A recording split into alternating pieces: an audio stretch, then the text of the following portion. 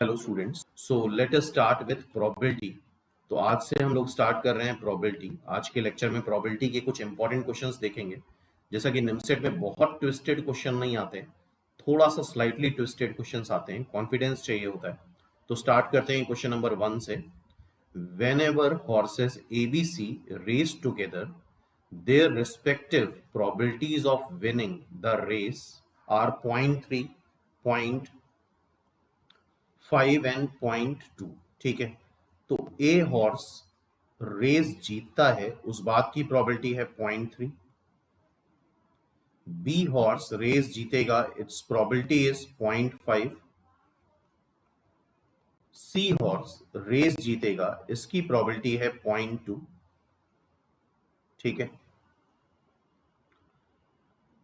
If they race 3 times, the probability that the same horse win all the 3 races। इस बात की हमें probability निकालनी है फर्स्ट पार्ट में। Probability that same horse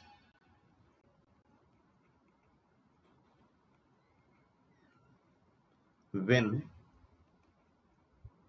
all the 3 races।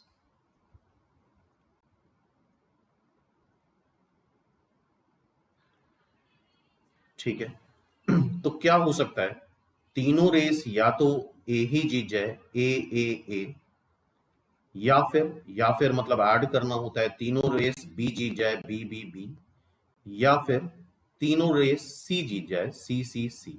और ये इंडिपेंडेंट है। पहली रेस ए जीतेगा, इस बात की प्रोबेबिलिटी क्या है 0.3।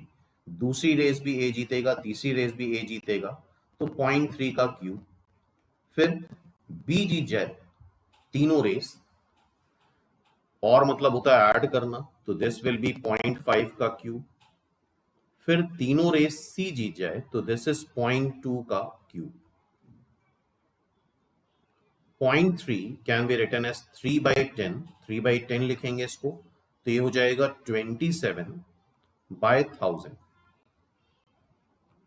प्लस 0.5 आएगा 5/10। 5/10 को तुम लिखोगे 5 का क्यूब 125, 10 का क्यूब 1000 प्लस 0.2 का क्यूब, 0.2 मतलब 2 का क्यूब 8 डिवाइड बाई 1000।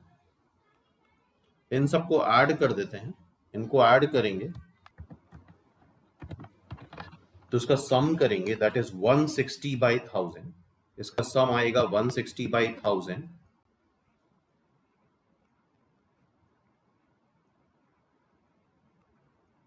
तो 60/100, इट्स आंसर इज 60/100। पहला आंसर तो ये मिल रहा है हमें, 60/100 बोले या 8/50 बोले। ठीक है, नेक्स्ट पार्ट, दूसरा एक पार्ट पूछा गया है। दूसरा पार्ट है and the probability that A B C each win 1 race. मतलब या तो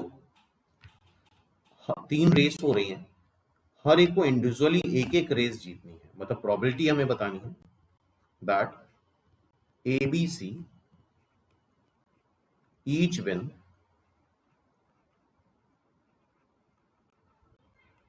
1 रेस। ठीक है, यहां पे गड़बड़ करते हैं लोग, देखो कैसे, क्या क्या हो सकता है, सारे केसेस कंसिडर करने होंगे हमें।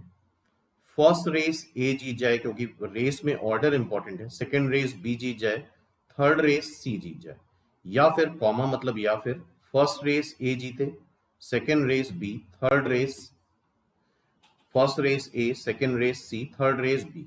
ठीक है, then B C A, first race B, second race A, third race, second race C, third race A, या फिर B A C, first race B, second race A, third race C, then C A B, या फिर C B ए।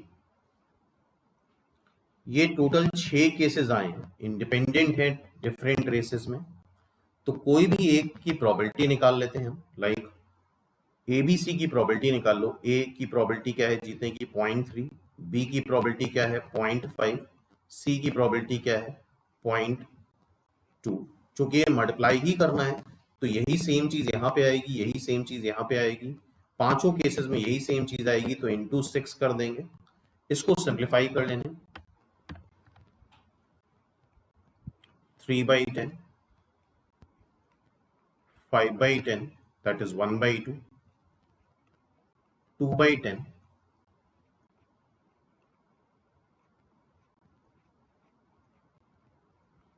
ठीक है। तो ये आ रहा है 6 इंटू 3 डिवाइड बाई 100, चेक कर लेना कैलकुलेशन, 6 इंटू 3 डिवाइड बाई 100, ये एक 2 से और कैंसिल कर दो, 50, 9/50, इट्स आंसर इज 9/50। देख लो ध्यान से, इसका आंसर 9/50 एंड 8/50। तो इस तरीके के ही मतलब क्वेश्चंस आते हैं, थोड़ा सा ट्विस्टेड रहता है, जैसे सेकेंड पार्ट में लोग 6 से मल्टीप्लाई नहीं करते, ठीक है। इसमें टोटल 6 कॉम्बिनेशंस बनेंगे। नेक्स्ट क्वेश्चन पे आते हैं लोग।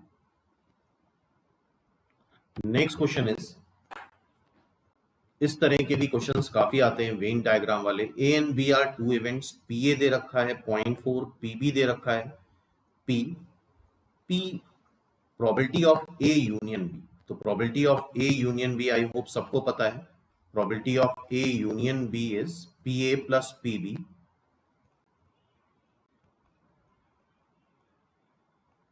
Minus P A intersection B.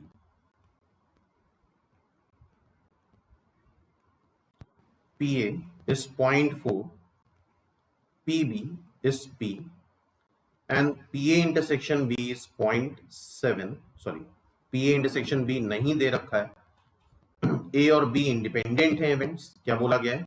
A and B are independent. A और B जब इंडिपेंडेंट होते हैं तो PA इंटरसेक्शन B क्या आता है?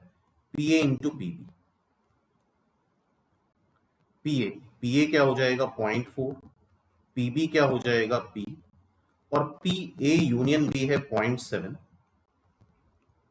इसको इधर ले आओ 0.3 P माइनस 0.4 P, तो ये आ रहा है 0.6 P, ठीक है। तो P की वैल्यू आ जाएगी 3/6, दैट इज 1/2, सिंपल। तो ये सिंपल क्वेश्चन था, लेकिन अभी धीरे धीरे इसी में ही चीजें थोड़ा थोड़ा वेरिएशन देखते जाएंगे हम लोग। Next question is, A and B are two independent event, PA बार अगर 0.7 है तो आई थिंक PA निकाल सकते हो 1 minus PA bar.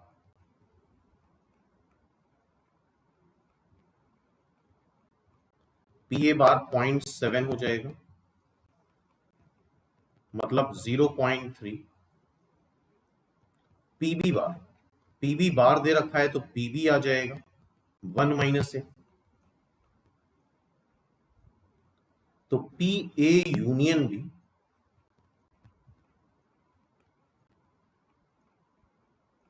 That is PA plus PB minus PA intersection B। ये 0.8 है,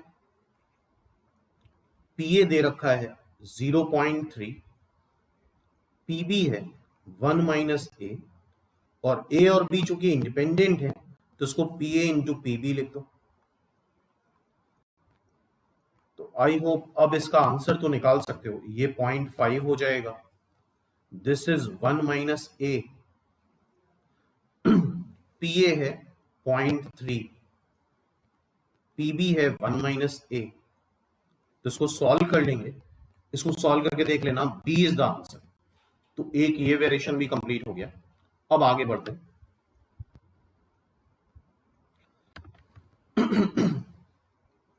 next is this, a pair of numbers is picked up randomly, ये बात बहुत इंपॉर्टेंट होती है, विदाउट रिप्लेसमेंट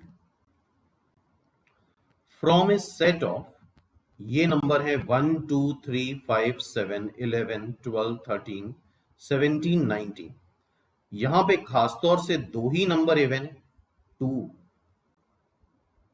और कोई इवन दिख रहा है, 2 है आई थिंक, इसके अलावा 1 2 3 5 7 11 12, दो नंबर 11 है, दो नंबर इवन है, बाकी सारे ऑड है, ठीक है। The probability that 11 is picked up, 11 was picked, ये बात बहुत इंपॉर्टेंट है, गिवन दैट। गिवन दैट मतलब होता है conditional probability, sum of the number is even. ठीक है, तो यहां पे लगता है कंडीशनल प्रोबेबिलिटी। कंडीशनल प्रोबेबिलिटी क्या होता है? Probability of event A given that B is already occurred. And conditional probability की डेफिनेशन होती है P A intersection B upon P. तो यहां पे इवेंट्स के नाम दे देते हैं। A is the event that number 11 was picked।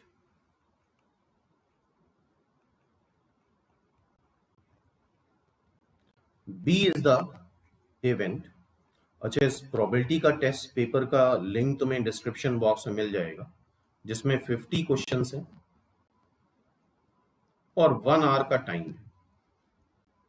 और कल इसका 10 बजे से 11 बजे तक का स्लॉट है। इसके पहले नहीं दे सकते, इसके बाद नहीं दे सकते टेस्ट। कल मींस 8 अक्टूबर।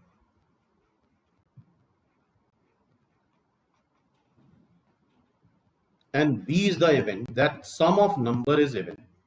2 टिकट्स निकाले गए।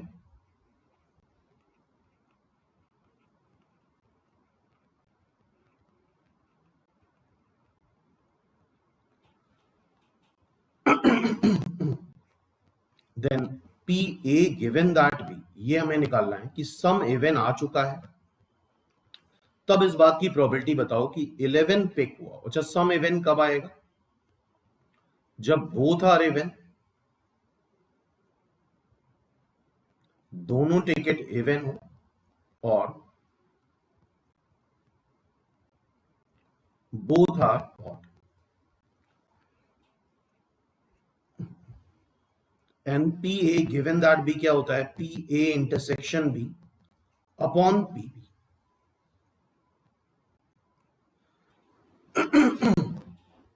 अच्छा, ए इंटरसेक्शन बी का मतलब क्या हुआ? एक नंबर 11 भी आया और साथ में इवन भी हो, तो तब ये तभी हो सकता है जब एक नंबर तो 11 आ चुका है,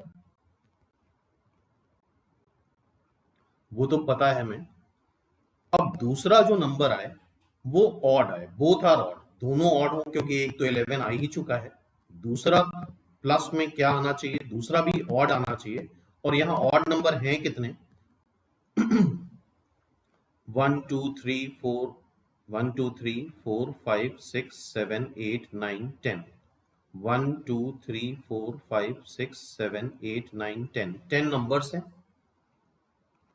जिसमें से 2 इवन है।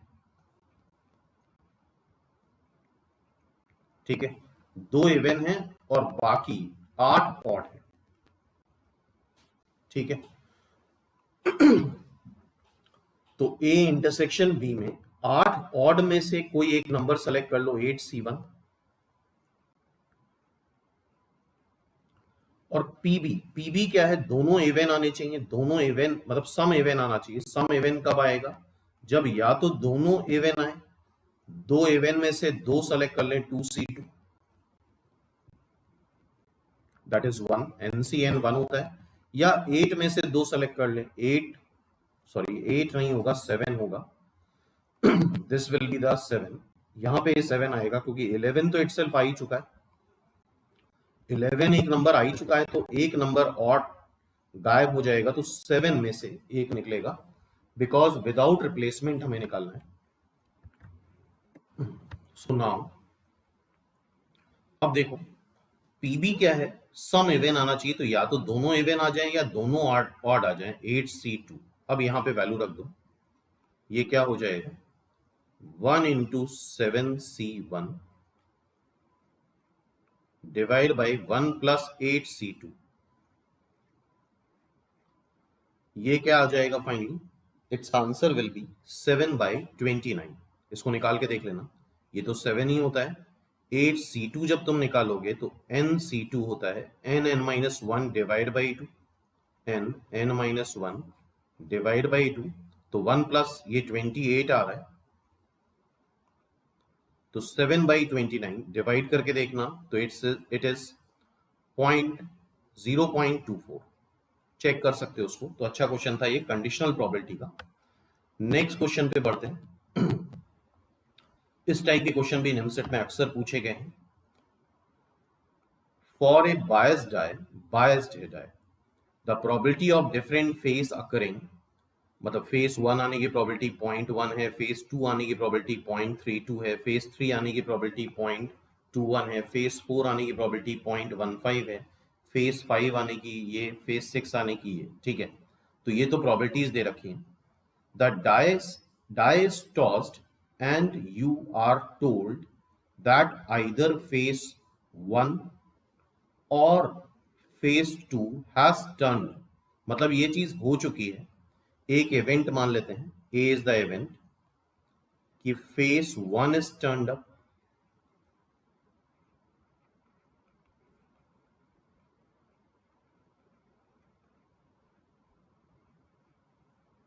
B is the event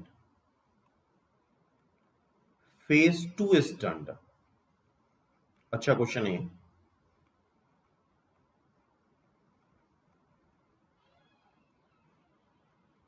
okay, then the probability that it is a face 1। इसको समझो ध्यान से, क्या बोला गया है?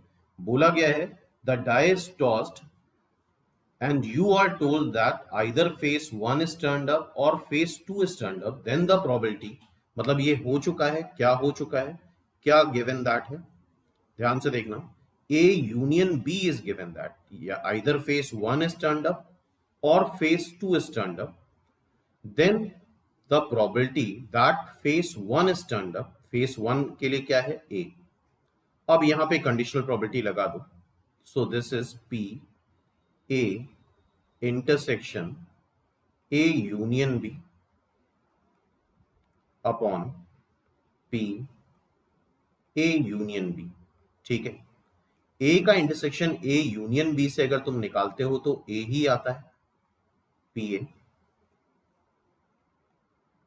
And PA union B is PA plus PB minus PA intersection B, और A इंटरसेक्शन B हो ही नहीं सकता क्योंकि एक ही बार डाई रोल करा जा रहा है, तो आइदर फेस 1 आएगा या फेस 2 आएगा, तो इट्स प्रोबेबिलिटी इज 0। ठीक है, अब यहां पे वैल्यू रख देते हैं।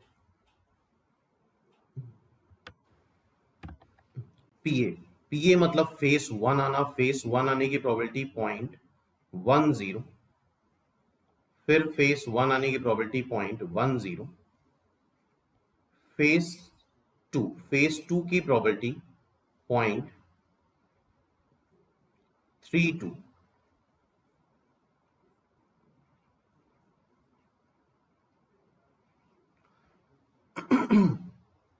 इसको ऐड करेंगे तो 0.42,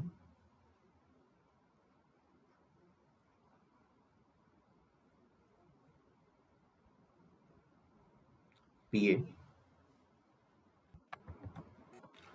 तो ये फाइनली आएगा 10/42। 10/42 को क्या लिखोगे? 10/42 इज 5/21,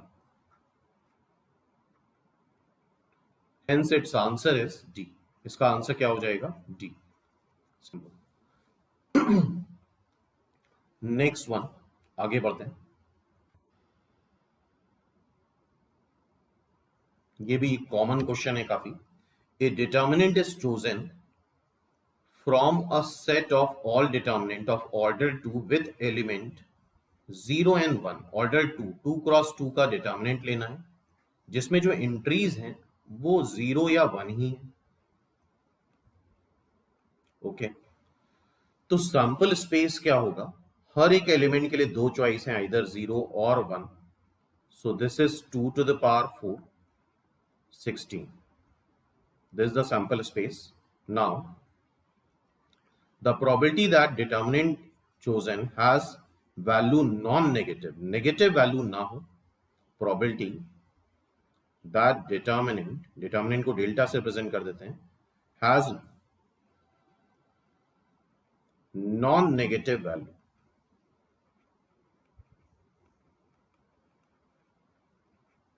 नॉन नेगेटिव वैल्यू का मतलब यह होता है कि डिटर्मिनेंट की वैल्यू 0 हो सकती है और डिटर्मिनेंट की वैल्यू नेगेटिव पॉजिटिव हो सकती है। डिटर्मिनेंट नॉन नेगेटिव का मतलब क्या हो, डिटर्मिनेंट की वैल्यू 0 हो सकती है, डिटर्मिनेंट की वैल्यू पॉजिटिव हो सकती है।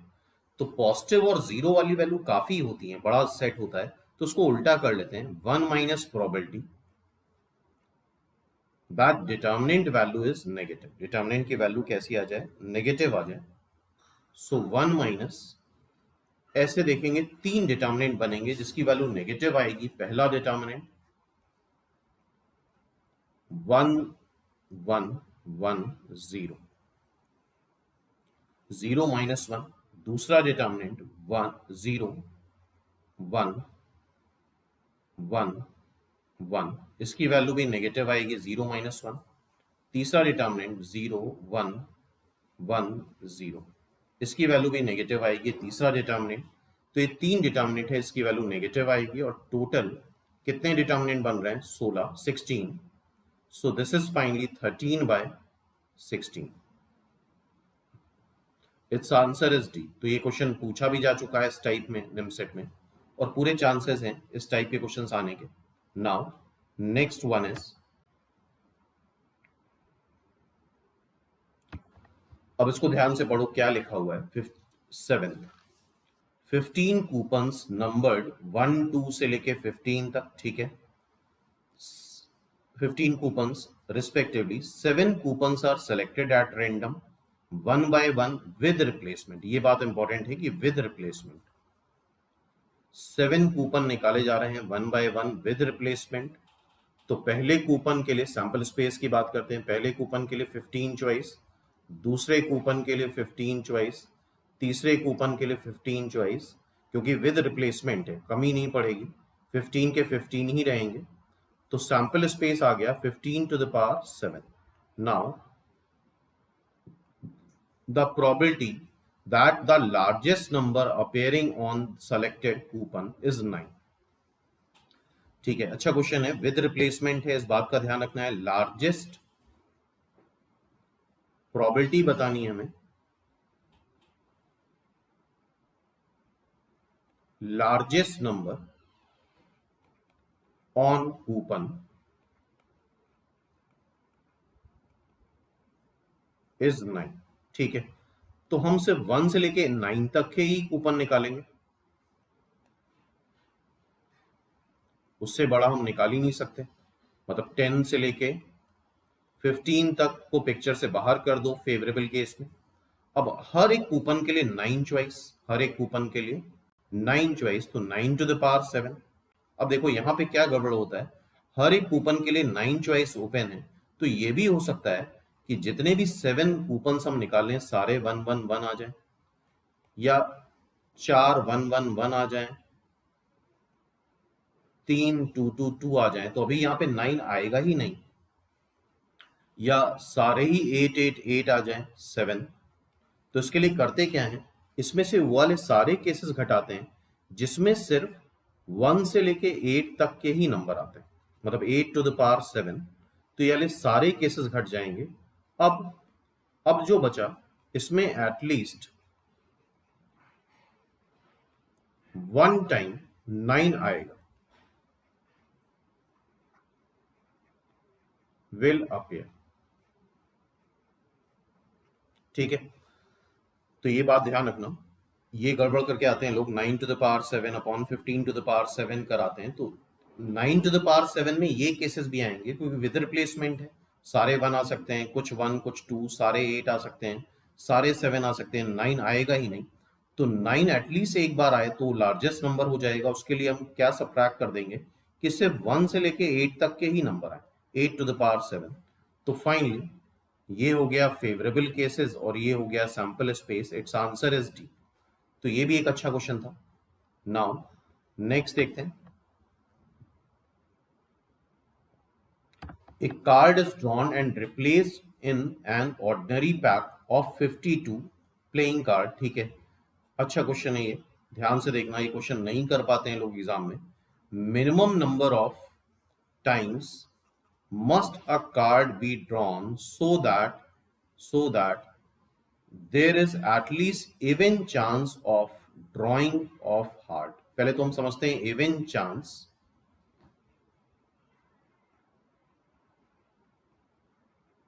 इवन चांस का मतलब क्या होता है?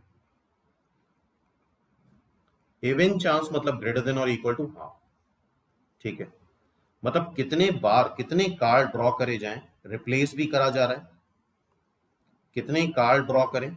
ठीक है, विद रिप्लेसमेंट निकाला जा रहा है, इस बात का ध्यान रखना. मान लेते हैं मिनिमम नंबर ऑफ कार्ड जो ड्रॉ करे जा रहे हैं दैट इज एन. क्या हो गया वो? एन हो गया. ठीक है, must be drawn so that there is at least even chance of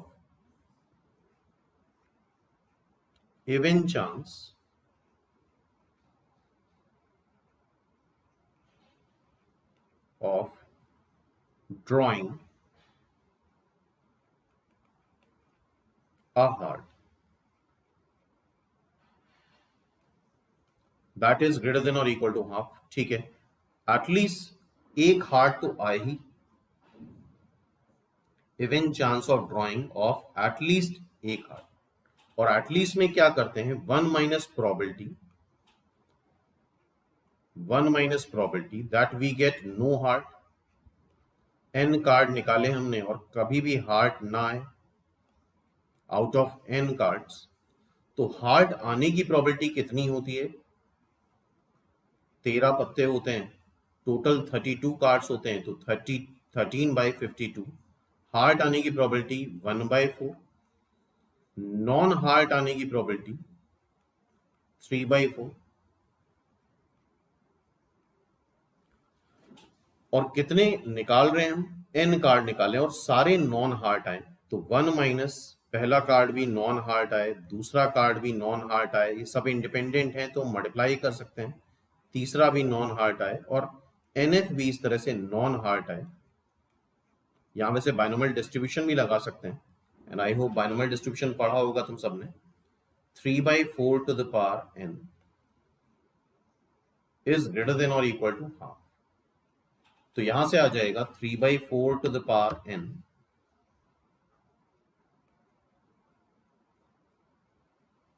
is less than or equal to half. अब मिनिमम नंबर ऑफ कार्ड बताने, तो n की डिफरेंट वैल्यूज रखते जा रहे हैं. 2 दे रखा है सबसे छोटी वैल्यू, तो 2 रख के देख लो. 9/16 आएगा. 9/16 तुम्हारा 1/2 से बड़ा होता है. n को 3 रखोगे तो 27/64 आएगा. 27/64 27/64 दैट इज 0.42 आता है. तो ये हाफ से छोटा हो गया 0.5 से. Hence it's answer is 3. इसका आंसर क्या हो जाएगा? 3. आई होप ये बात समझ में आ गई होगी. इसका आंसर क्या हो गया? 3. 8th is the answer. Simple. Now आगे देखते हैं. तो ये बात ध्यान रखना, even chance of winning is greater than और इक्वल टू 1/2. ये काफी लोगों से क्वेश्चन मिस हो जाता है. आगे बात करते हैं. ये भी एक अच्छा क्वेश्चन है, सिंपल क्वेश्चन है, लेकिन काफी लोग डर जाते हैं डायग्राम वगैरह देख करके. An electrical system has open switches S1 S2 S3. ठीक है, S1 S2 S3 ये स्विचेस लगे हैं. ऊपर से क्लोज कर देंगे तो दिख रहा है कि इलेक्ट्रिसिटी ऊपर से चली जाएगी. नीचे में दोनों क्लोज करने पड़ेंगे S2 S3, तब A से B इलेक्ट्रिसिटी फ्लो करेगी. The switches operate independently of one another and current flow from A to B. ठीक है, ठीक है. Either if S1 is open, या तो हम S1 ओपन कर दें, बंद कर दें, या S2 एंड S3 दोनों एक साथ बंद कर दें तो इलेक्ट्रिसिटी फ्लो करेगी. S1 S2 S3 को ओपन या क्लोज करने की प्रोबेबिलिटी 1/2 है. Find probability that the circuit will work, मतलब इलेक्ट्रिसिटी A से B फ्लो करे. तो इलेक्ट्रिसिटी ए से बी फ्लो करे, मतलब E is the event that electricity flow from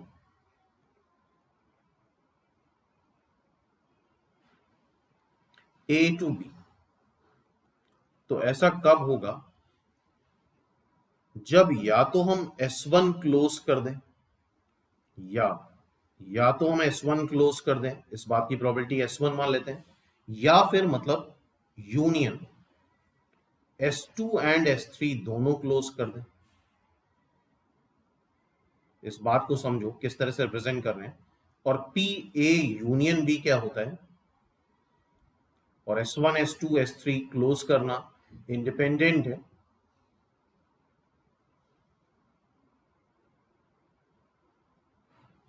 minus P S1 intersection S2 intersection S3.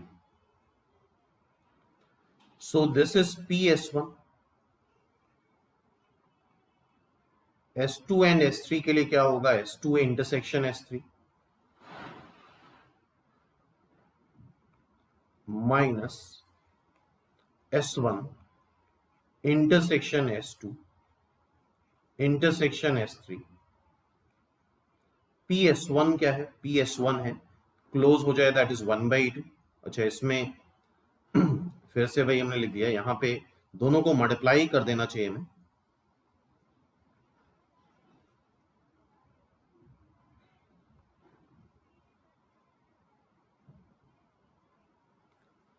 PS1 into PS2 into PS3. PS1 PS2 S3 1/2 1/2, S1 S2 S3 तीनों को multiply कर दो 1/2 का क्यूब, सो 1 plus 1/4 minus 1/8, 8 LCM ले लेंगे तो 8 plus 2 minus 1 10, 9/8 is the answer. तो ये भी अच्छा क्वेश्चन था। इसी पैटर्न में क्वेश्चंस आते हैं, मतलब थोड़ा सा बस स्टूडेंट को कॉन्फिडेंस नहीं रहता है जो हम कर रहे हैं वो सही कर रहे हैं कि नहीं कर रहे हैं, उस चक्कर में क्वेश्चंस प्रोबेबिलिटी के गलत हो जाते हैं। तो आई होप अब इस तरह क्वेश्चन आया तो कर सकते हो। Next question is this. ये भी अच्छा क्वेश्चन है, सिंपल क्वेश्चन है लेकिन फिर भी गलत करके आते हैं लोग। A certain team wins, its probability is 0.7, win करने की प्रोबेबिलिटी 0.7 है, लूज करने की प्रोबेबिलिटी 0.2 है, एंड टाई होने की प्रोबेबिलिटी 0.1 है।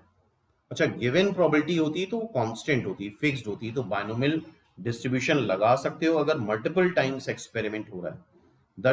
The team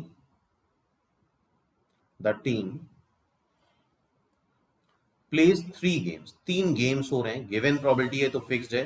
find probability that, first part क्या है? Find probability that team win at least 2 of 3 games but none lose, मतलब कोई लूज ना करे, तो ऐसे कर सकते हो, और कोई लूज ना करे और एटलीस्ट 2 जीते, मतलब W W tie, W tie W tie, W W at least है तो डब्ल्यू डब्ल्यू डब्ल्यू, ये भी कर सकते हो तुम, ठीक है। कोई जीते कोई हारे नहीं, मतलब टाई तो कर ही सकती है। अच्छा, इन तीनों को तुम डायरेक्टली इस तरह से मल्टीप्लाई करके भी ऐड कर सकते हो चारों को, या फिर इन तीनों में क्या हो रहा है? इन तीनों में हो रहा है 3 में से 2 बार टीम जीत रही है, जीतने की प्रोबेबिलिटी 0.7 का स्क्वायर, और एक बार टाई हो रहा है, टाई होना मतलब 0.1 की पावर 1, बाइनोमियल डिस्ट्रीब्यूशन लगा सकते हो, अदरवाइज सिंपली 0.7 0.7 0.1 मल्टीप्लाई कर दिया और उसको 3 से मल्टीप्लाई कर दो, क्योंकि 1 2 3 केस बन रहे हैं, और तीनों जीत जाए दैट इज 0.7 का क्यूब। तो क्या कर सकते थे हम? ये कर सकते थे कि ये जो 3 केसेस हैं, W W T, W T W, T W W, इसको 3 से मल्टीप्लाई कर दो, डब्ल्यू डब्ल्यू 0.7 का स्क्वायर, टी मतलब 0.1, फिर 0.7 का cube, simple. This is the answer, इसको कैलकुलेट कर लेना। It's answer is 0.49। अब सेकेंड पार्ट यहां पे गड़बड़ करते हैं स्टूडेंट, ध्यान से सुनना। सेकेंड पार्ट क्या है, that the team wins at least one game, team at least one game जीते, टीम विंस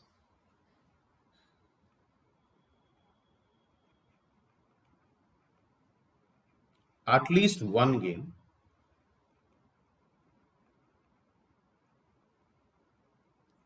तीन मैच हो रहे हैं, तो 1 माइनस प्रोबेबिलिटी दैट तीनों मैच या तो वो लूज करे या फिर वो टाई करे। ठीक है, तीनों मैच या तो वो लूज करे या फिर वो टाई करे, और सब एग्जॉस्टिव केसेस हैं, देख रहे हो तीनों का सम 1 आ रहा है, या तो लूज करेगा या टाई करेगा, तो सीधे सीधे लूज करने की प्रोबेबिलिटी प्लस टाई होने की प्रोबेबिलिटी, क्योंकि दोनों चीजें एक साथ नहीं हो सकती, म्यूचुअली एक्सक्लूसिव एग्जॉस्टिव है, तो 0.2 प्लस 0.1 0.3 हो गया। तीनों गेम या तो लूज करे या टाई हो, तो 1 माइनस 0.3 का क्यूब,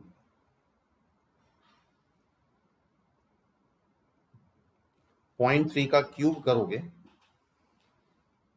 तो आएगा 0.027 एंड सब्ट्रैक्ट करेंगे तो 0.973 आएगा।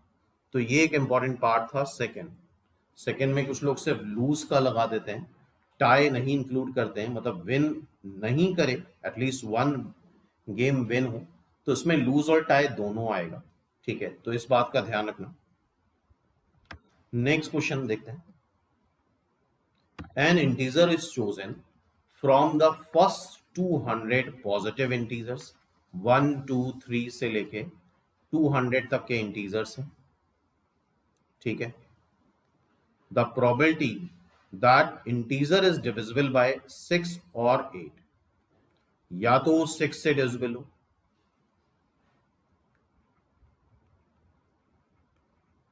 तो ठीक है 6 से डिविजिबल कौन कौन से आएंगे, 6 12 18, और अब हमें सोचना होगा 200 से पहले कौन सा नंबर है जो कि 6 से डिविजिबल है, तो वो होता है 198। अब इसका नंबर काउंट करेंगे तो यहां पे एपी का फॉर्मूला लगा सकते हो, 198 ये एपी है, एपी का फर्स्ट टर्म क्या है 6 plus n minus 1, common difference भी 6 का है, तो यहां से n आ जाएगा तुम्हारा, इवन तुम चाहो तो 198 को सीधे 6 से डिवाइड कर दो, 18 33 आ जाएगा, क्योंकि 6 का पूरा टेबल बन रहा है। नाउ नंबर्स जो कि डिविजिबल बाय 8 है, तो 8 का पूरा टेबल लिख दो, 8 16 24। अब देखते हैं 8 में 200, 200 8 से डिविजिबल होता है, 200 को सिंपली 8 से डिवाइड कर दो तो आएगा तुम्हारा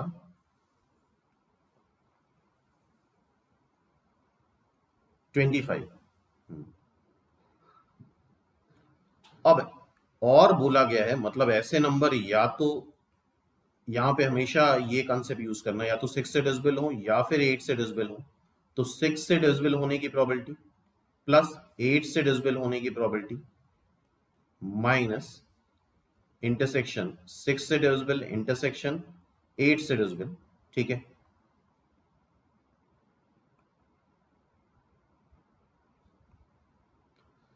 तो अब हमें निकालना पड़ेगा 6 से भी डिविजिबल हो एंड 8 से भी डिविजिबल हो, तो 6 और 8 का एलसीएम निकाल लो, जो कि आएगा 24, तो 24 का टेबल लिख डालो, 24 48।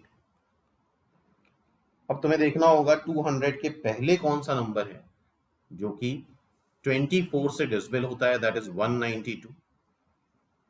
192 को अब हम जब 24 से डिवाइड करेंगे तो 8 आ जाएगा, तो simply an integer is chosen from first 200 numbers, तो डिनोमिनेटर में तो आ रहा है 200c1, दैट इज 200, एक इंटीजर चूज कर रहे हैं, 6 से डिविजिबल है 33, 8 से डिविजिबल है 25, 6 और 8 दोनों से डिविजिबल है, इसका इंटरसेक्शन सब्ट्रैक्ट कर देते हैं, तो ये फाइनली आ जाएगा तुम्हारा 33 प्लस 25 माइनस 8, 50 बाय 200। कैलकुलेशन एक बार चेक कर लेना। It's answer is 1/4। इसका आंसर क्या आ गया? It's answer is simply 1/4। तो आई होप अब ये बात भी समझ में आ गई होगी। आगे बढ़ते हैं। A clerk was asked to mail 4 report card to 4 students। ठीक है, 4 report card हैं और 4 students हैं। ठीक है, he addressed 4 envelope that unfortunately paid no attention to which report card put in wrong envelope। ठीक है, डी अरेंजमेंट का क्वेश्चन है, तो आई होप डी अरेंजमेंट पढ़ा होगा। What is the probability that exactly one student receive his or her own card? D arrangement का formula I hope पता होना चाहिए। एन लेटर्स हैं और एन इनवलप हैं, सबको गलत एड्रेस पे भेजना है। तो this is the formula for derangement. N factorial 1 minus 1/1 factorial plus 1/2 factorial minus 1/3 factorial plus 1/4 factorial minus 1/5 factorial and so on. इस फॉर्मूले को हम यहां यूज करेंगे। एन ऑब्जेक्ट थे डिफरेंट और उनके एन ओरिजिनल प्लेस थे, उनको इस तरह से डी अरेंज करना है कि कोई भी अपने ओरिजिनल प्लेस पे नहीं आए, तो उसके लिए फॉर्मूला होता है। एन फैक्टोरियल तक जाएगा बाय द वे। ठीक है, तो क्या बोला गया है? खास बात ये बोली गई कि only one student received his और हर ओन कार्ड। 4 स्टूडेंट हैं, 4 एनवलप हैं, 4 रिपोर्ट कार्ड हैं। तो पहले तो हम स्टूडेंट को सेलेक्ट कर लें जिसको सही रिपोर्ट कार्ड मिलना है, 4C1। इसको सही वाला रिपोर्ट कार्ड मिल गया। अब बचे 3 एनवलप और 3 रिपोर्ट कार्ड जिसको हमें डी अरेंज करना है। ठीक है, तो कैसे डी अरेंज करेंगे? 3 factorial 1 minus 1/1 factorial plus 1/2 factorial minus 1/3 factorial. 1 factorial हमें पता है 1 होता है, ये दोनों कैंसिल हो जाएंगे। ये 1/2 फैक्टोरियल माइनस 1/3 फैक्टोरियल मतलब 6, ये 6 हो गया, ये 3 आ गया माइनस 1, 2/6, 2/6 मतलब 1/3, 4 into 3 factorial divide by 3, 3 factorial होता है 6, ये आ जाएगा 8। These are favourable cases. और सैंपल स्पेस क्या है? 4 एनवलप है एंड 4 कार्ड है, तो उसको कितने भी तरह से रख सकते हो, दैट इज 4 फैक्टोरियल। और फेवरेबल केस कितने आ रहे हैं? 8, तो 8/24, 4 फैक्टोरियल इज 24, कैंसिल करोगे तो ये 1/3 आ जाएगा। This is the answer. तो आई होप ये कंसेप्ट भी समझ में आ गया होगा डी अरेंजमेंट का। एन डिफरेंट ऑब्जेक्ट्स हैं, उनकी एन ओरिजिनल पोजीशन है, डी अरेंज करना है सच दैट कोई भी अपने ओरिजिनल पोजीशन पे ना आए। तो this is the formula for derangement. Next देखते हैं। Find probability that at most 2 tail और मतलब यूनियन एट लीस्ट 2 हेड। तो पहले तो हम देखते हैं at most 2 tail. At most 2 tail का मतलब क्या होता है?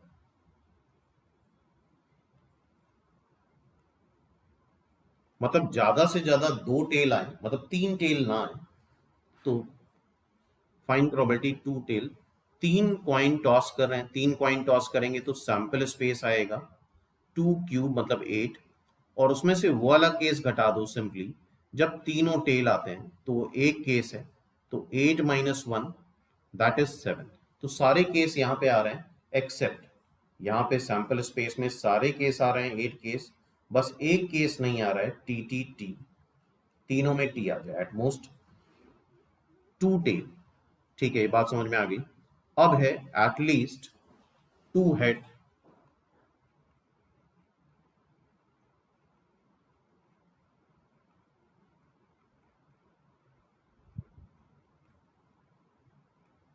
एटलीस्ट टू हेड मतलब दो हेड आए, इसके सारे कॉम्बिनेशन बना लो, H T H T H H, at least दो हेड हो गए, ये तीन कॉम्बिनेशन बन गए ये। और एटलीस्ट टू हेड है, इसका मतलब तीनों हेड भी आ सकते हैं। ठीक है, अब क्या बोला गया है, या तो एटमोस्ट टू टेल आए या एटलीस्ट टू हेड आए। इसको ए इवेंट मान लेते हैं, इसको बी इवेंट मान लेते हैं। अच्छा, ये कितने केस आ रहे हैं, 4। टोटल सैंपल स्पेस कितना है, 8 का। अच्छा, इस सब में बस लैंग्वेज में लोग फंस जाते हैं, अदरवाइज कुछ भी नहीं है। प्रोबेबिलिटी हमें बतानी है, और लगा है मतलब एटमोस्ट टू टेल आए या फिर एटलीस्ट टू हेड आए, that is equal in to P A plus P B minus P A intersection B. P A मतलब 7/8, पीबी मतलब 4/8। और ध्यान से देखो, आप दोनों में इंटरसेक्शन, तो यहां पे बस यही केस नहीं आ रहा है, बाकी तो सारे आ रहे हैं। तो ये जो ए इंटरसेक्शन बी जब हम निकालेंगे तो बी ही आएगा, क्योंकि बाकी तो सारे केस आ रहे हैं। तो कॉमन क्या है, बी। बी में कितने केस है, 4/8, हेंस इट्स आंसर इज 7/8। तो है सिंपल क्वेश्चन, लेकिन लोग इंटरप्रेट नहीं कर पाते हैं स्टूडेंट, तो इस बात का ध्यान रखना है। ठीक है, नेक्स्ट देखते हैं। ये भी एक अच्छा क्वेश्चन है।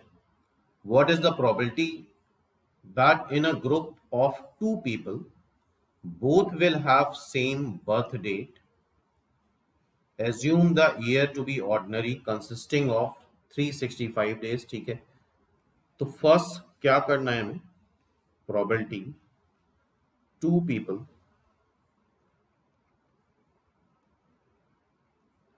both will have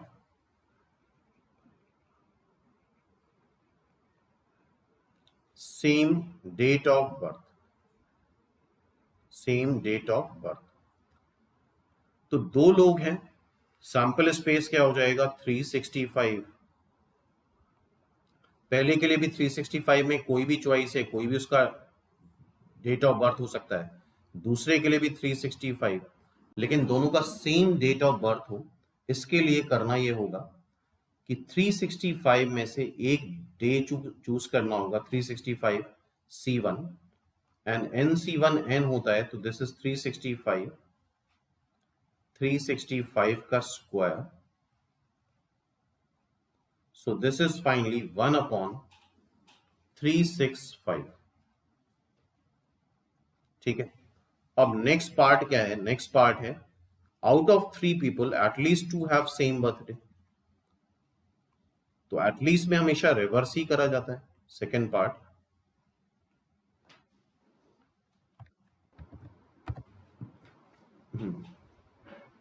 out of 3 people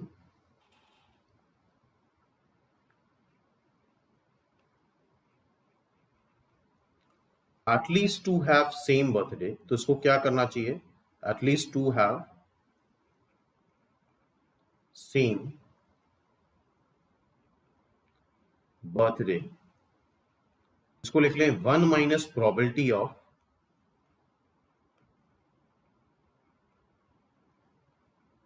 all 3 have different birthdays।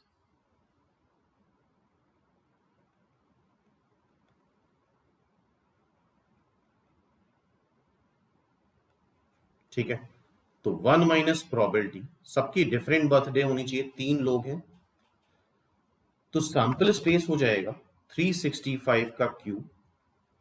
पहले के लिए भी 365 चॉइस, दूसरे के लिए भी 365 चॉइस, तीसरे के लिए भी 365 चॉइस। पहले पर्सन के पास सारी चॉइस ओपन है, किसी भी दिन उसकी बर्थडे हो सकती है, क्योंकि सबकी डिफरेंट होनी है, तो पहले के पास सारी चॉइस ओपन है। दूसरे के पास 364 चॉइस है, एक चॉइस खत्म हो गई जिस दिन इसका बर्थडे है। तीसरे के पास 363 चॉइसेस है, एक और चॉइस रिड्यूस हो गई, ये 2 चॉइस। तो अब आई थिंक इसको तुम कैलकुलेट कर सकते हो, आंसर निकाल के देख लेना। पहले का 1/365 आ रहा है, सेकेंड का ये आंसर आ रहा है। तो आई होप ये टाइप भी क्लियर हुआ होगा। नेक्स्ट देखते हैं, the probability that a person will get electric contract, उसको इलेक्ट्रिक का कॉन्ट्रैक्ट मिलता है, इस बात की प्रोबेबिलिटी क्या है? 2/5। ठीक है। Now the probability that he will not get the plumbing contract, उल्टा बोला गया है, प्लम्बिंग कॉन्ट्रैक्ट नहीं मिलने की प्रोबेबिलिटी है 4/7, तो मिलने की प्रोबेबिलिटी क्या हो जाएगी? 3/7। ठीक है। If the probability of getting at least one contract, at least का मतलब ये होता है, इसका एक नाम प्लम्बिंग कॉन्ट्रैक्ट का नाम हम एफ दे देते हैं क्योंकि पी से कंफ्यूज हो जाएगा। तो एटलीस्ट का मतलब होता है आइदर इलेक्ट्रिक कॉन्ट्रैक्ट मिला और प्लम्बिंग कॉन्ट्रैक्ट मिला, that is at least E union F, that is 2/3. What is probability that he will get the both? What is the probability that he will get both? Means P, E intersection E union F is equal to PE plus PF minus P E intersection F. तो ये 2/3 है, electric contract मिलेगा 2/5, plumbing contract मिल जाएगा, that is 3/7। What is the probability he will get both, मतलब यही पूछा गया है, दोनों का इंटरसेक्शन, ई इंटरसेक्शन एफ। तो आई थिंक अब ये तुम निकाल सकते हो, कैलकुलेट कर सकते हो उसको। ठीक है। नाउ नेक्स्ट क्वेश्चन देखते हैं। 5 horses compete in race। ठीक है। John pick 2 horses, 2 horse choose करे उसने at random and bet on them, find probability that John pick the winner. ठीक है। And dead, assuming dead heat is not allowed, ये not allowed होना चाहिए। Dead heat मतलब 2 हॉर्स विनर नहीं हो सकते। ठीक है। तो जॉन ने क्या करा, 5 में से 2 हॉर्स चूज करे, 5C2 is the sample space. जो 2 हॉर्स चूज करे हैं फेवरेबल केस में, उसमें से एक विनर होगा। अच्छा, जो भी हॉर्स है उसमें विनर जो होता है वो पर्टिकुलर होता है, H1, H2, H3, H4, H5। मान लो H2 विनर है तो पर्टिकुलर है, उसको सेलेक्ट करने का एक तरीका, इस बात को बहुत अच्छे से समझ लो, इसमें गड़बड़ करते हैं लोग। ये winner, winner is particular and loser, बाकी जो बचे वो लूजर हो गए। तो एक हॉर्स हमने विनर ले लिया और बाकी 4 में से एक हॉर्स ले लिया, 4C1। तो आई थिंक अब प्रोबेबिलिटी बता सकते हो, 4C1 अपॉन 5C2। 5C2 हो जाएगा 5 into 4/2, दैट इज 10। तो इट्स आंसर इज सिंपली 2/5। ठीक है। तो है बहुत सिंपल छोटे क्वेश्चन, लेकिन बस वही है कि करने के बाद ही कॉन्फिडेंस आता है। एग्जाम में डायरेक्टली पूछा गया तो ये सिंपल क्वेश्चन भी नहीं कर पाते लोग। नेक्स्ट क्वेश्चन इज दिस, ये भी एक अच्छा क्वेश्चन है, सिंपल क्वेश्चन है, कंसेप्चुअल क्वेश्चन है। 2 cubes having their face painted either by red और blue। ठीक है, या तो उसको रेड पेंट करा गया है या ब्लू पेंट करा गया है। क्यूब है तो उसमें 6 फेसेस होंगे। ठीक है। Now, the first cube has 5 red face and 1 blue face। ठीक है, हम फर्स्ट क्यूब के बारे में बात कर रहे हैं, उसमें रेड फेस कितने हैं? 5, 5/6। और उसमें ब्लू फेस कितना है? 1 है फर्स्ट क्यूब में, तो दैट इज 1/6। ब्लू फेस आने की प्रोबेबिलिटी 1/6 और रेड फेस आने की प्रोबेबिलिटी 5/6। ठीक है।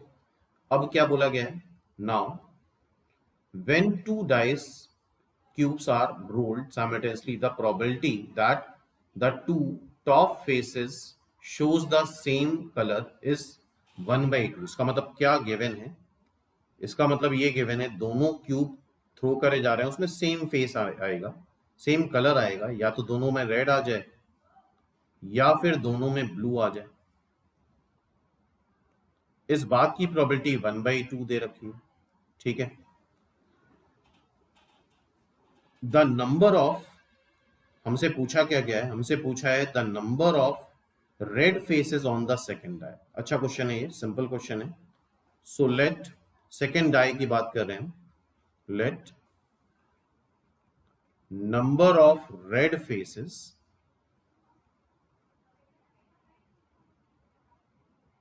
इन सेकेंड डाई, सेकेंड क्यूब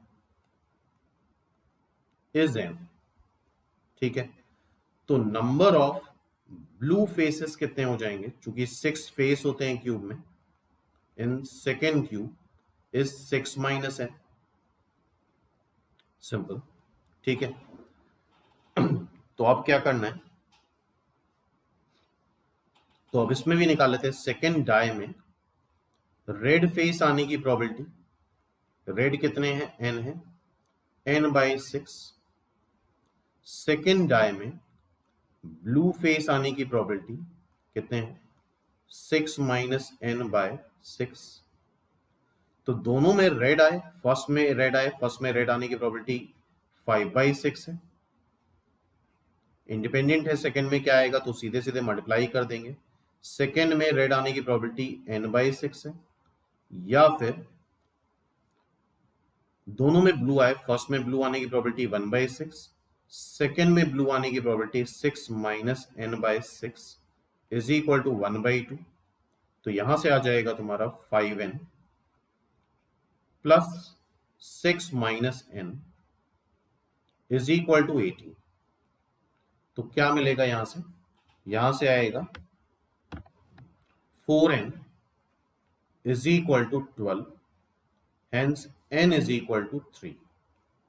कितने रेड फेसेस हैं सेकेंड क्यूब में? That is 3। तो ये सब कुछ नए टाइप के क्वेश्चन है, थोड़ा भी नया आ जाता है प्रोबेबिलिटी में तो स्टूडेंट उतना कॉन्फिडेंट नहीं रहता है। तो आई होप अगर ये कैटेगरी आई तो आप कर सकते हो। Next question is an unbiased cubic die marked as 1, 1 एक बार मार्क्ड है, 2 कितने बार मार्क्ड है? 2 बार, 3 कितने बार मार्क्ड है? 3 बार, ठीक है। Die is rolled 3 times, die को 3 बार रोल करा गया। The probability of getting a total score of 4 और 6, ठीक है। अच्छा, डाई है तो 1 आने की प्रोबेबिलिटी 1/6 है, एक ही बार आ रहा है। 2 आने की प्रोबेबिलिटी 2/6 है। 3 आने की प्रोबेबिलिटी 3/6 है।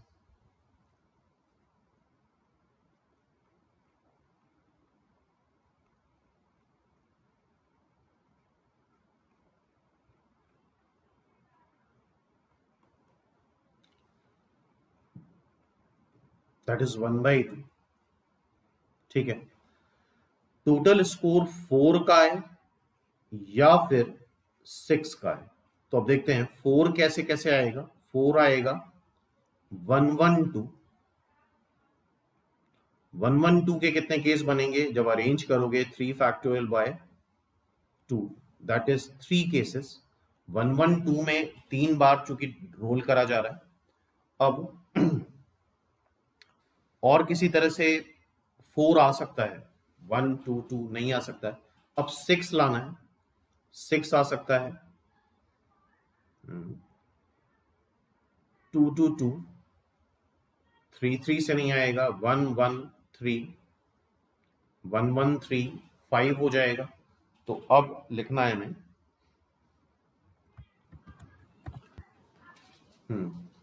3 केस 1 1 2 वाले बनेंगे। अब 6 आएगा, एक 1 2 3 भी हो सकता है, 1 2 3, एक केस 1 2 3 भी हो सकता है।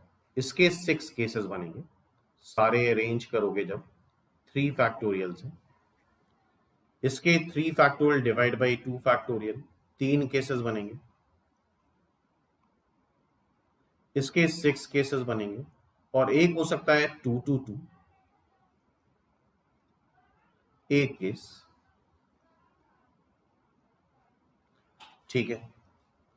तो 112 3 से पहले तो मल्टीप्लाई कर लो और 1 आने की प्रोबेबिलिटी 1/6 1/6 1/6 का स्क्वायर, 2 आने की प्रोबेबिलिटी 1/3, फिर 1 2 3 ये 6 से मल्टीप्लाई कर लो, 1 आने की प्रोबेबिलिटी 1/6, 2 आने की प्रोबेबिलिटी 1/3, 3 आने की प्रोबेबिलिटी 1/2, देन 2 to 2 एक ही केस बनेगा 1/3 का क्यूब।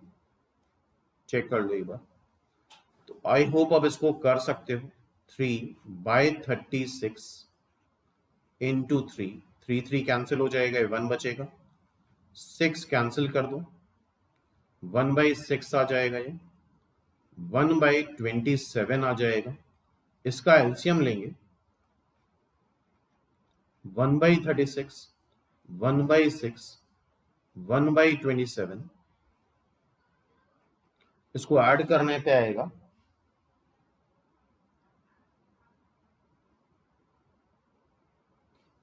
25 बाय या 50 बाय 216। ऐड कर लेना, इसको कैलकुलेट कर लेना, ये आंसर आएगा इसका। एक बार कैलकुलेट करके देख सकते हो, ठीक है। This is the answer. तो आई थिंक ये बात भी समझ में आ रही होगी। नेक्स्ट क्वेश्चन पे आते हैं।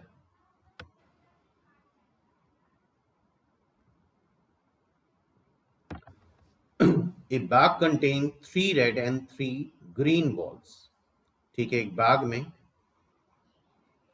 3 रेड और 3 ग्रीन बॉल है,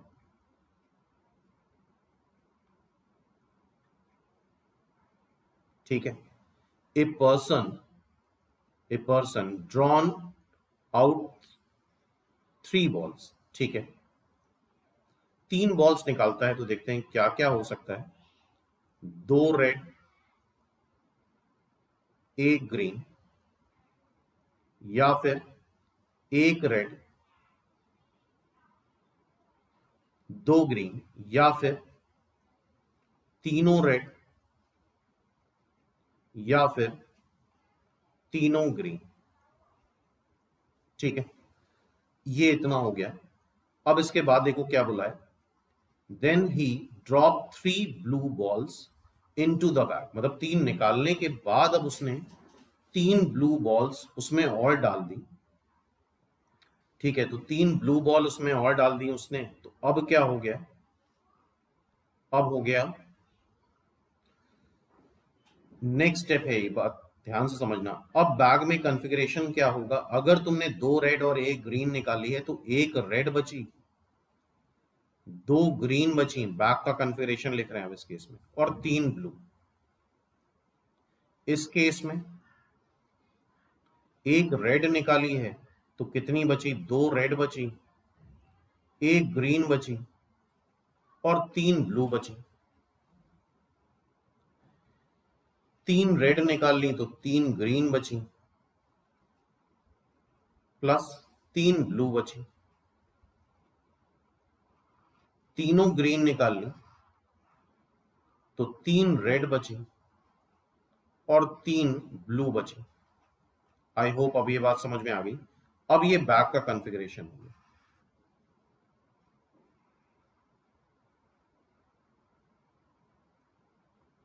ठीक है। अब क्या बोला जा रहा है, again 3 balls are drawn at random. अब फिर से इससे 3 बॉल्स निकाली जा रही,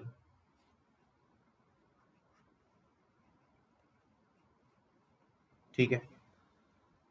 the chance that the 3 letter ball being all of different colour, ठीक है। तो अब कर लेते हैं, तीनों डिफरेंट कलर की हो, ठीक है। टोटल बॉल्स कितनी हैं, 3 निकाली, 3 रख दी, 6 बॉल्स हैं।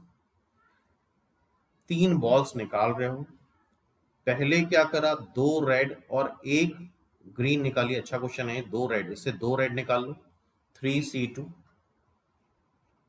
इनटू 3 में से 1 ग्रीन निकाल ली इनटू, अब क्या करा, ये तो 3 निकाल ही चुके थे 6C3 से। अब नेक्स्ट स्टेप में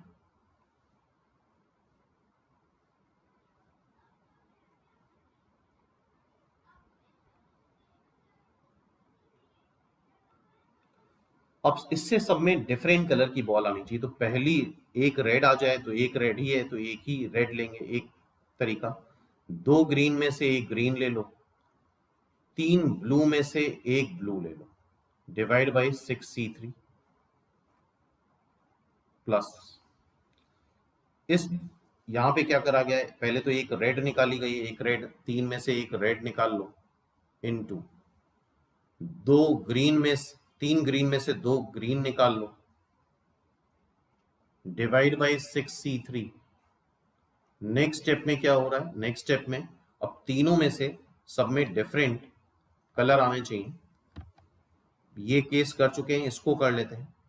क्या है, दो रेड में से एक रेड आ जाए, एक ग्रीन में से एक ग्रीन आ जाए, तीन ब्लू में से एक ब्लू आ जाए, डिवाइड बाई 6c3। ठीक है, तो ये, और यहां पे चूंकि तीन ग्रीन और तीन ब्लू है तो तीनों डिफरेंट कलर नहीं आ सकते, ना यहां ना यहां, तो this is the answer. Finally इसको कैलकुलेट करना, सी इज द आंसर, इसका आंसर सी आता है। तो ये भी एक अच्छा क्वेश्चन था, ये टाइप भी क्लियर होना चाहिए आई थिंक। ठीक है, तो ये कहीं ना कहीं इसको टोटल प्रोबेबिलिटी में भी कन्वर्ट करा जा सकता था, लेकिन उससे काफी लेंदी हो जाता। तो इस तरह क्वेश्चन ऐसे ही करने चाहिए। नेक्स्ट क्वेश्चन देखते हैं। A biased coin with probability P 0 से 1 है, बायस्ड कॉइन है, of head tossed until a head appears for the first time. मतलब उसको तब तक टॉस करते रहेंगे जब तक हेड आ ना जाए। If the probability that the number of tosses required is even is 2/5। मतलब number of toss is even, मतलब हेड आएगा तभी हम रोकेंगे। इट मींस जो हेड अपेयर हो, हेड अपेयर ऑन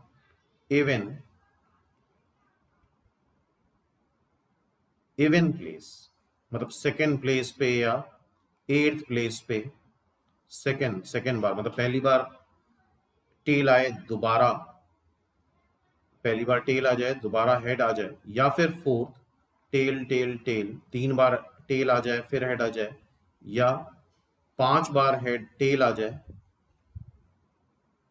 फिर हेड आ जाए, या 8 बार टेल आ जाए, 7 बार टेल आ जाए फिर हेड आ जाए, एंड सो ऑन। तब तक चलता रहेगा जब तक हेड नहीं आ जाएगा। और इस बात की प्रोबेबिलिटी दे रखी है 2/5। तो आई थिंक ये बात समझ में आई होगी। अच्छा क्वेश्चन है ये भी। क्वेश्चन स्टूडेंट इंटरप्रेट नहीं कर पाते, तो हेड आने की प्रोबेबिलिटी P है, तो टेल आने की प्रोबेबिलिटी 1 - P होगा। हेड टेल आना म्यूचुअली एक्सक्लूसिव एग्जॉस्टिव है। तो पहला टेल आया दैट इज 1 - P, दूसरा हेड आया दैट इज P, फिर 3 बार टेल आया, इंडिपेंडेंट है तो 1 - P का क्यूब, फिर हेड आया P, फिर 5 बार टेल आया, फिर हेड आया, फिर 7 बार टेल आया, फिर हेड आया, और ये इनफाइनाइट तक चलेगा जब तक हेड ना आ जाए। ठीक है, तो बहुत अच्छे से देखो, ये इस तरह के क्वेश्चंस अक्सर नहीं कर पाते हैं स्टूडेंट। अब ये इनफाइनाइट जीपी है जिसका फर्स्ट टर्म है 1 - P into P। Common ratio अगर ध्यान से ऑब्जर्व करो तो 1 - P का होल स्क्वायर है, is equal to 2/5। I think अब ये कैलकुलेशन तुम लोग कर सकते हो।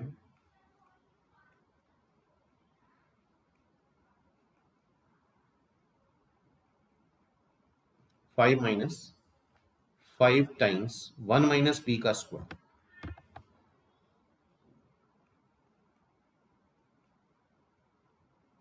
तो अब इसको सॉल्व कर लेना, क्वाड्रेटिक बनेगी सिंपल। तो आई थिंक सॉल्व कर सकते हो इसको। इसका आंसर 1/3 आ जाएगा। बेटर रहेगा इस तरह क्वेश्चंस याद भी कर लो। ठीक है, नाउ इसके बाद वाला क्वेश्चन एक काफी लेंदी क्वेश्चन है, उसका आंसर हम सीधे बता दे रहे हैं। उसका आंसर याद कर लो। It's answer is 9/25। ए और बी नेचुरल नंबर है। Then the probability that a² + b² is divisible by 5। इसके चांसेस काफी हैं, आने के। इसका आंसर 9/25 है। It's answer is 9/25। तो आई होप कुछ थोड़ा बहुत कंसेप्ट क्लियर हुआ होगा, रिवीजन हुआ होगा तुम लोगों का प्रोबेबिलिटी का। ठीक है, तो इनमें से अगर इस तरह के कैटेगरी के क्वेश्चंस से पूछा जाएगा तो आई होप आप कर सकते हो। ठीक है, तो अब इसके आगे हम लोग परम्यूटेशन देखेंगे।